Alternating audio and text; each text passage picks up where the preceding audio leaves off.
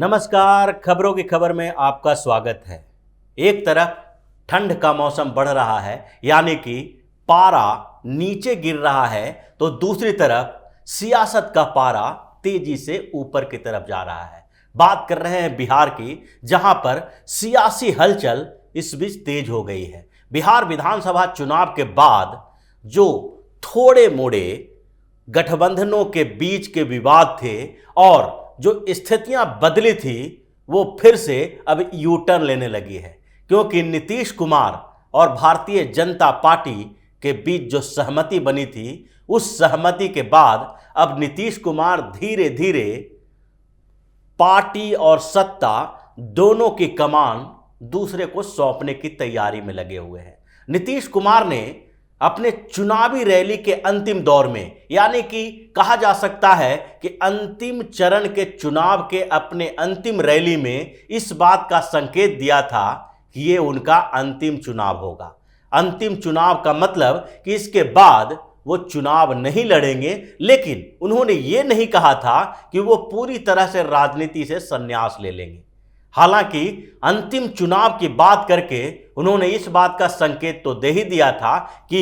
ये जो अंतिम बार वो मुख्यमंत्री बनना चाहते हैं, और मुख्यमंत्री कितने दिन के लिए बनना चाहते हैं, इस बात को भी उन्होंने एक तरह से छुपा कर रखा था। अब धीरे धीरे जैसे ही बिहार विधानसभा का चुनाव हुआ, चुनाव के परिणाम आए और किसी तरह से नीतीश कुमार मुख्यमंत्री बन गए, क्योंकि नीतीश कुमार की पार्टी को भारतीय जनता पार्टी से करीब करीब आधी सीटें मिली थी। भारतीय जनता पार्टी गठबंधन में बड़ी पार्टी बन के उभरी और दूसरी तरफ नीतीश कुमार के जनता दल यूनाइटेड को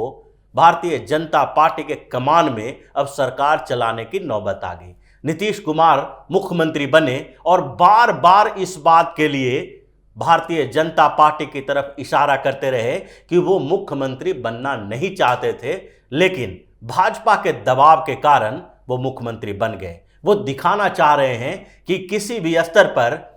छोटी पार्टी होने के कारण वो भारतीय जनता पार्टी का मुख्यमंत्री बनाना चाहते थे। उनकी इच्छा इस बात के लिए नहीं थी, क्योंकि वो कई सालों तक सत्ता का सुख भोग चुके हैं और मुख्यमंत्री रह चुके हैं। लेकिन भारतीय जनता पार्टी ने जो पहले से वादे किए थे, यानी कि चुनाव से पहले भारतीय जनता पार्टी ने कहा था कि नीतीश कुमार के नेतृत्व में ही चुनाव लड़ा जाएगा और इस चुनाव के बाद नीतीश कुमार ही मुख्यमंत्री बनेंगे, इसलिए भाजपा के दबाव में आकर वो मुख्यमंत्री बन गए। इसका मतलब था कि जिस तरह की सियासी चर्चा हो रही थी बिहार में, और जदयू के अंदर और उसके साथ साथ एनडीए के अंदर, दोनों जगह पर इस बात के लिए नीतीश कुमार को बताया जा रहा था कि अब भाजपा के दबाव में आकर उनको शासन चलाना पड़ेगा। नीतीश कुमार भी अब रिटायर होने की स्थिति में हैं, वो संरक्षक की भूमिका में आना चाहते हैं और उसके अलावा एक दूसरे पद पर जो राजनीति से सीधा जुड़ा हुआ नहीं है, वैसे संवैधानिक पद पर जाने की तरफ अग्रसर हो रहे हैं। इसलिए अब नीतीश कुमार धीरे धीरे एग्जिट प्लान पे चलने लगे हैं और जो पार्टी का उत्तरदायित्व है, पार्टी की जिम्मेदारी है, उसको तो उन्होंने दूसरे को दे दिया। अब सत्ता की जिम्मेदारी भी देने वाले हैं। ये स्थितियां बन गई है। पिछले कुछ दिनों से बिहार में जिस तरह के सियासी हलचल हुई है, उससे तो यही लगता है, क्योंकि सबसे पहले भारतीय जनता पार्टी और जनता दल यूनाइटेड के बीच जो गठबंधन है उस पर चर्चा हुई, क्योंकि भाजपा और जदयू का गठबंधन सिर्फ बिहार में है। बिहार के बाहर दूसरे स्टेट में दोनों के बीच गठबंधन नहीं है। और ऐसे में जब अरुणाचल प्रदेश में जनता दल यूनाइटेड के 6 विधायक भारतीय जनता पार्टी में शामिल हुए, तो उसके बाद विपक्षी पार्टी के नेताओं ने बार बार इसको मुद्दा बनाने की कोशिश की। हालांकि भाजपा और जदयू के नेता डायरेक्ट इस बात को नहीं उठाए, क्योंकि इनको पता है कि गठबंधन बिहार में है, एनडीए में नीतीश कुमार की पार्टी बिहार में है, न कि बिहार से बाहर। क्योंकि हर राज्यों में जब अलग अलग राज्यों में चुनाव होता है, तो नीतीश कुमार की पार्टी जनता दल यूनाइटेड और भारतीय जनता पार्टी के बीच गठबंधन नहीं होता है। यहाँ तक कि आगे जो बंगाल में चुनाव होने हैं, उस चुनाव के लिए भी जनता दल यूनाइटेड का मानना है कि वो कुछ सीटों पर चुनाव लड़ेगी और भारतीय जनता पार्टी के साथ उसका गठबंधन नहीं होगा। लेकिन इसके बावजूद जब अरुणाचल प्रदेश में भारतीय जनता पार्टी में जदयू के 6 विधायक शामिल हुए तो बिहार में इसका प्रभाव पड़ा और धीरे धीरे इसकी चर्चा तेज की जाने लगी। और उस चर्चा तेज किए जाने के पीछे विपक्ष की एक चाल थी। कांग्रेस और आरजेडी दोनों पार्टियों ने समय समय पर इस मुद्दे को उठाया और कांग्रेस की तरफ से बोला गया कि नीतीश कुमार को विपक्षी पार्टियों के संपर्क में रहना चाहिए क्योंकि भारतीय जनता पार्टी पर भरोसा नहीं किया जा सकता। उस दूसरी तरफ आरजेडी ने तो इससे भी बड़ा ऑफर नीतीश कुमार को दे दिया। आरजेडी के तरफ से यह बोला गया कि नीतीश कुमार अगर मुख्यमंत्री का पद छोड़ देते हैं और अपना मुख्यमंत्री के पद के लिए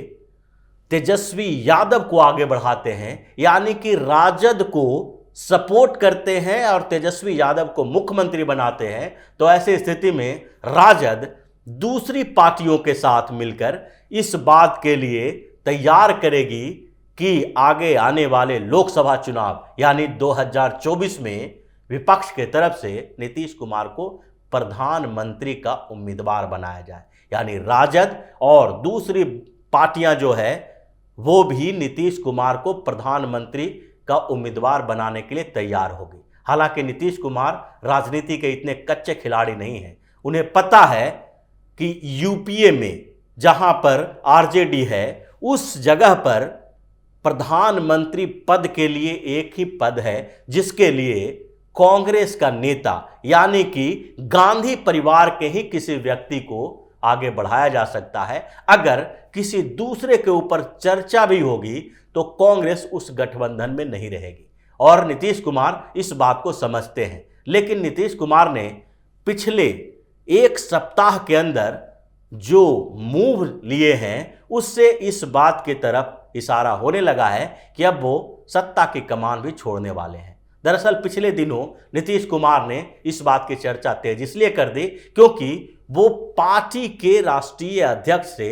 अपने आप को मुक्त करना चाहते थे और इसलिए उन्होंने सबसे पहले पार्टी से अपने आप को थोड़ा सा नीचे खिसका लिया। यानी पार्टी का संगठन चलाने और पार्टी को चलाने की जिम्मेदारी अपने सबसे करीबी नेता आरसीपी सिंह के हाथ में सौंप दिया, जिनको जदयू का राष्ट्रीय अध्यक्ष बना दिया गया। राष्ट्रीय अध्यक्ष बनाने की बात इसलिए कर रहे हैं कि अभी तक जब से जनता दल यूनाइटेड पार्टी बनी है उस समय से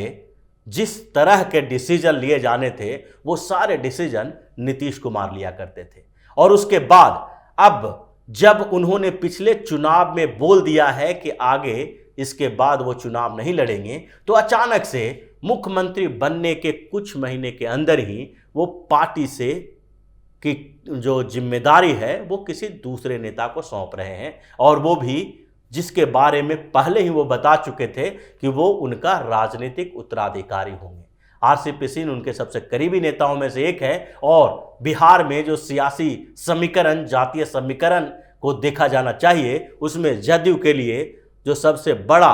वोट बैंक है कोयरी कुर्मी, तो वही नीतीश कुमार की जाति से ही आते हैं, कुर्मी जाति से। और इसलिए अब नीतीश कुमार को लग रहा था कि आगे भी अगर जनता दल यूनाइटेड को राजनीति करनी है,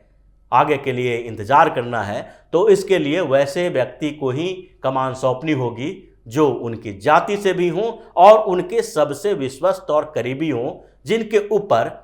राजनीति इतनी हावी ना हो जाए कि वो नीतीश कुमार के खिलाफ षड्यंत्र करने लगे। ऐसी स्थिति पहले हो चुकी है। एक बार जब नीतीश कुमार लोकसभा चुनाव में हार की जिम्मेदारी लेते हुए मुख्यमंत्री पद से त्याग पत्र दिए थे और उसके साथ साथ जो जीतन राम मांझी को सीएम बनाए थे, उस समय भी ऐसी स्थिति हुई। और उसके बाद जब नीतीश ने फिर से मुख्यमंत्री बनने की कोशिश की तो जीतन राम मांझी बगावत कर दिए। इसके अलावा प्रशांत किशोर की बात भी देखते हैं तो प्रशांत किशोर की महत्वाकांक्षा भी जब उन्हें राष्ट्रीय उपाध्यक्ष बनाया गया तो बढ़ने लगी और उसके साथ साथ उन्होंने भी नीतीश कुमार को ही पीछे करने की कोशिश शुरू कर दी। ये सारी चीज़ें देखने के कारण नीतीश कुमार को ऐसा लगा कि आरसीपी सिंह अच्छे व्यक्ति हैं, उनके सबसे करीबी हैं, अच्छे नेता हैं, और चूंकि अधिकारी से नेता बने हैं तो ये उसी तरह से उनके लॉयल हो सकते हैं जैसे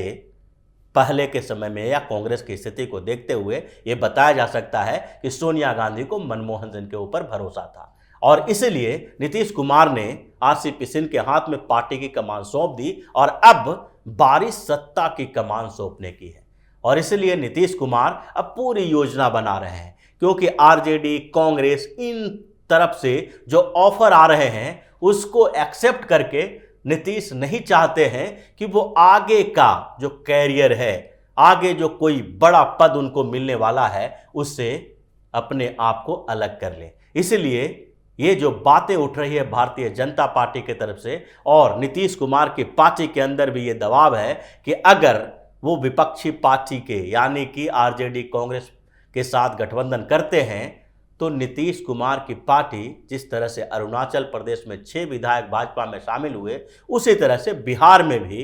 नीतीश कुमार की पार्टी के 43 में से 20 से ज़्यादा विधायक भारतीय जनता पार्टी के साथ आ जाएंगे। और इसलिए नीतीश एक सही समय का इंतजार कर रहे हैं और इसके लिए वो तैयारी कर रहे हैं कि जब भी मौका मिले वो इससे संन्यास ले लेंगे और फिर भारतीय जनता पार्टी का चीफ मिनिस्टर बनाया जाएगा। इसके लिए पूरी योजना बनाई जा चुकी है और बार बार नीतीश कुमार यही दोहरा रहे हैं कि भारतीय जनता पार्टी के दबाव के कारण वो मुख्यमंत्री की कुर्सी पर हैं, वरना उनको मुख्यमंत्री बनने का अब शौक नहीं है, मुख्यमंत्री बनना नहीं चाहते हैं। और इसकी तैयारी अब शुरू हो चुकी है, क्योंकि आगे ऐसा दिखाई पड़ रहा है और जो भारतीय जनता पार्टी और जनता दल के आंतरिक सूत्र बताते हैं, वहाँ के जो अंदर से जो खबर मिलती है उसमें ये बात लगभग तय है कि आगे आने वाले समय में नीतीश कुमार को उपराष्ट्रपति बनाया जाएगा। और ये 2022 में होने जा रहा है, क्योंकि वेंकैया नायडू 2022 के अगस्त तक हैं उपराष्ट्रपति के पद पर, और उसके बाद जो उपराष्ट्रपति का चुनाव होगा उसमें भारतीय जनता पार्टी और नीतीश कुमार के पार्टी के बीच जो सहमति बनी है उसके आधार पर नीतीश कुमार को उपराष्ट्रपति बनाया जा सकता है। और उसके बाद जो 2022 में भारतीय जनता पार्टी अपना मुख्यमंत्री बनाएगा बिहार में, ताकि आगे आने वाले विधानसभा चुनाव के लिए इधर 2 साल और उधर आगे 3 साल के लिए भारतीय जनता पार्टी बिहार में ये दिखा सके कि अब भारतीय जनता पार्टी का ही मुख्यमंत्री है, तो अगले चुनाव में उसे पूर्ण बहुमत मिले। ये पूरी संभावना दिखाई पड़ रही है। इसलिए एक तरफ पार्टी के कमान उन्होंने दूसरे के हाथ में सौंप दिया है और अब नीतीश कुमार बिहार की गद्दी छोड़ने वाले हैं, जिससे भारतीय जनता पार्टी का कोई सीएम बन सके। तो इसी तरह की खबरों के साथ फिर से हाजिर होंगे। तब तक के लिए बने रहिए हमारे साथ और देते रहिए हमें सहयोग, ताकि इसी तरह की खबर हम आपके लिए लाते रहें।